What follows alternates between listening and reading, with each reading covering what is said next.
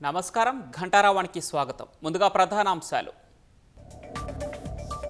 కాంగ్రెస్ సంఘ వ్యతిరేక శక్తులను కాపాడుతోందన్న ప్రధాని, ఉగ్రవాదులకు వంతపాడుతోందని విమర్శ.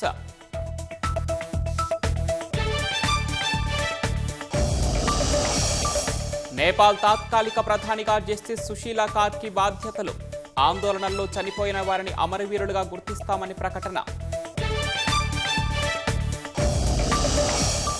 హైదరాబాద్ బ్రాండ్ పెంచేలా ప్రభుత్వం పనిచేస్తోందన్న మంత్రులు, జనాభాకు తగ్గట్లుగా సదుపాయాలను మెరుగుపరుస్తున్నట్లు వివరణ.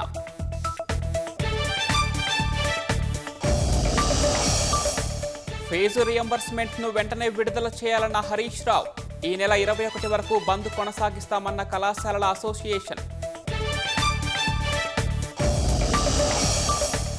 బోయిన్పల్లి అల్ఫ్రాజోలం కేసులో పోలీసుల దర్యాప్తు ముమ్మరం, ఎంతమంది ఉన్నారనే కోణంలో ఆరా, మేధా స్కూల్ అనుమతుల రద్దు. రాష్ట్రంలో రైతులకు తప్పని యూరియా కష్టాలు, సహకార కేంద్రాల వద్ద చెప్పులను వరుసలో పెట్టి ఎదురుచూపులు.